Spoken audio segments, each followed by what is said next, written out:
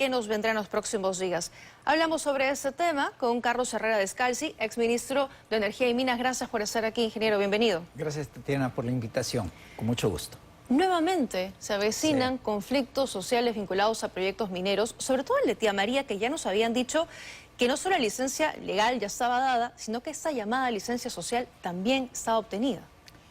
Ayer en una conversación alguien me preguntaba cómo estaban las cifras de la minería. Y claro, las cifras de la minería, la última estadística publicada que hay es al mes de mayo, indican que había un crecimiento. ¿Ese crecimiento era producto de qué? Producto principalmente, pienso yo, de que no han habido este tipo de manifestaciones y de acciones contra la minería que impedían la producción y disminuían la producción. Sumado a eso, el mejor precio de los minerales. Entonces, hasta, digamos, hace pocos días estábamos en crecimiento.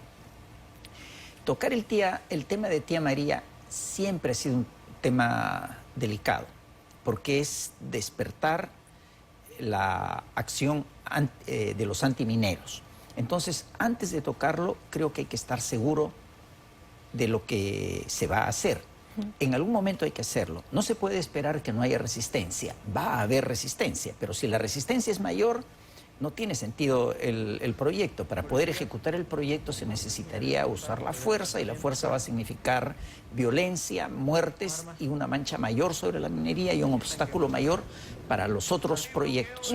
Entonces, para tocar el proyecto hay que estar muy seguro del proyecto. Yo lo que he percibido, le cuento así los casos históricos, ¿no es cierto? En la convención del año pasado, si mal no recuerdo, el entonces ministro tocó el tema de Tía María. Con el antecedente, acaba de mencionar lo de la presidenta, ese antecedente existía. Entonces el primer ministro, antes de que se incendie la pradera, dijo, no está en agenda. No está en agenda era decir, no estar contra, no decir no va a estar, simplemente en estos momentos no lo toque, ¿no?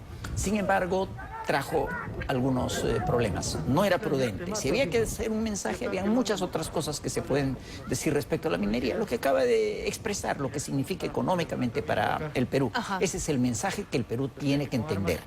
Que el progreso, el éxito de la minería se refleja en todos nosotros, directa o indirectamente. Pero ¿usted cree que el país reconoce la importancia de la minería como un elemento para mejorar la economía? Creo que ese concepto ha mejorado muchísimo. Yo hacía remembranzas de lo que fue el año 2000-2001, fue la primera vez que estuve en el Ministerio de Energía y Minas, y en esos momentos el interés estaba centrado en el gas, en la electricidad, pero la minería casi se desconocía. Los hidrocarburos eran la gran fuente de ingresos y el gran poder económico estaba en los hidrocarburos y se ignoraba de alguna manera a la minería. La minería ha ido apareciendo años después con dos efectos, ¿no? El primero, las excelentes cifras que arrastraron el crecimiento económico del país, pero por otro lado, la aparición de los antimineros, ONGs, organizaciones con fines políticos y también con fines de otra naturaleza, porque esto le termina conveniendo a quién, a la minería ilegal. ¿No? Claro, porque manifestaciones en contra de la minería ilegal nunca vemos. No, nunca. ¿Qué es la que contamina? Y las ONGs nunca hacen un esfuerzo ni invierten en eso. Siempre el tema es contra la minería legal, que es la que cumple con las obligaciones sociales, medioambientales, que está permanentemente fiscalizada, y no solamente es fiscalizada en el Perú, es fiscalizada en sus sedes, donde tienen mayor temor por esto. Entonces, cuya conducta es impecable en ese aspecto. Porque además el Instituto Peruano de Economía decía que hoy la legislación peruana no es significativamente distinta en estándares ambientales a, por ejemplo, la que se maneja en Estados Unidos, en Australia, en Canadá. Así que nuestros estándares son a nivel mundial. Están a nivel mundial. A veces han sido incluso exagerados, porque uno tiene que entender que los países compiten por los recursos. Entonces, yo no creo que el Perú tendría que exigir los mismos estándares que en Suiza. Uno tiene que estar dispuesto a hacer un gasto un poquito mayor para compensar las diferencias económicas y para poder obtener los capitales, ¿no? Pero las exigencias del Perú son altas. ¿Pero qué estrategias tendría que emplear, en este caso, la minera, de la mano del gobierno, que también ha expresado, está interesado en que salga adelante este proyecto, para evitar un conflicto social mayores como ya hemos tenido? sea, el primer punto es estudiar el tema y hacer el trabajo de realizar los contactos. Lo primero que hay que preguntarse es por qué se oponen a. Usted ha contado, esa es parte de la historia, ¿no? Lo que ocurrió con esas mineras, con las contaminaciones. Hay un punto de corte más o menos en el año 92. Antes del 92 no habían leyes ambientales. Entonces, el daño ambiental fue grande, no solo en el Perú, ¿ya? En otros países esas condiciones ambientales se pusieron antes de que se pusieran en el Perú, pero no mucho antes. ¿Ya? Después de allí las condiciones son distintas, son diferentes. Entonces tendría que haber una política de pasivos, de ir reduciendo los pasivos. La hay, pero no es muy efectiva.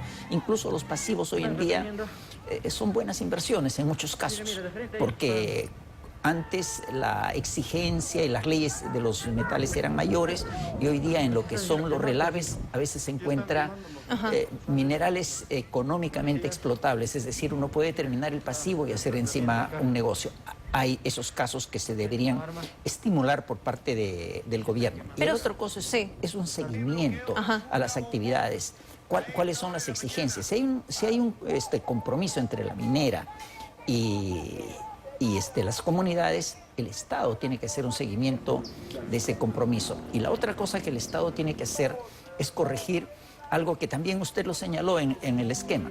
El dinero va a los gobiernos regionales, que hacen el monumento al toro, el monumento al gallo, la plaza de gallos, la plaza de toros, los coliseos. Alguna vez en mi experiencia, esto pasó en mi segunda gestión, lo que me encontré en las conversaciones con el gobierno de Cajamarca de aquel entonces, ellos pensaban que lo que recibían del Estado, las regalías y el canon, eso era para el gasto de ellos, de la región.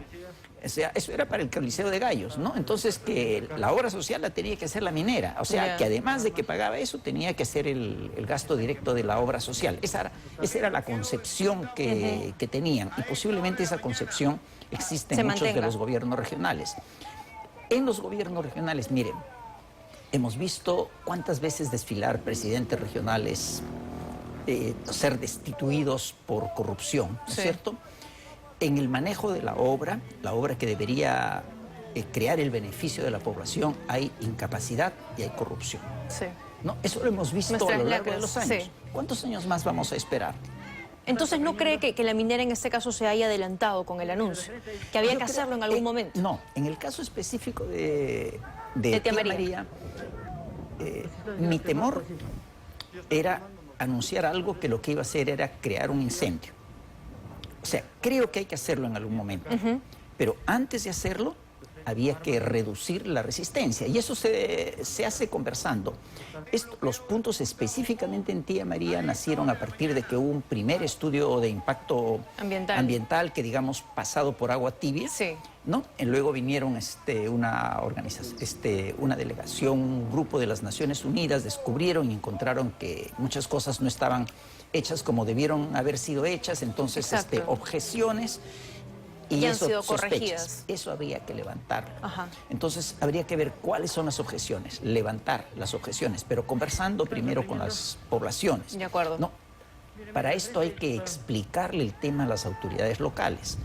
Entonces, que también están en contra muchas veces. Pero eso es, por ejemplo, a mí me sorprende cuando hay un anuncio que se ha conversado con las autoridades, que se ha conversado y que el clima es hoy día propicio para ir adelante y resulta que las autoridades no sabían nada. Por lo menos eso es lo que dicen. O porque hay otros intereses detrás que no sabemos, ¿no? Podría también Podría ser haberlos, ¿no? también. Pero eso habría que conocerlo. De acuerdo. ¿no? ¿Cree que Dina Boluarte debería hablar del tema, priorizarlo en su mensaje de 28 de julio? Tendría que decir que se equivocó cuando firmó el documento, ¿no? Porque justamente yo entendí que la actitud del primer ministro en aquel entonces fue, él sabía que existía el documento, entonces el documento iba a crear un incendio. Entonces estaban ahí los inversionistas, ¿no? Entonces que los inversionistas se enterasen que la presidenta, cuando candidata, había firmado un convenio antiminero, pues no era lo mejor para el país, ¿no? De acuerdo. Gracias, señora Herrera Descalzi, por habernos acompañado esta noche. Muy gentil por haber estado aquí. Vamos a dejar el tema...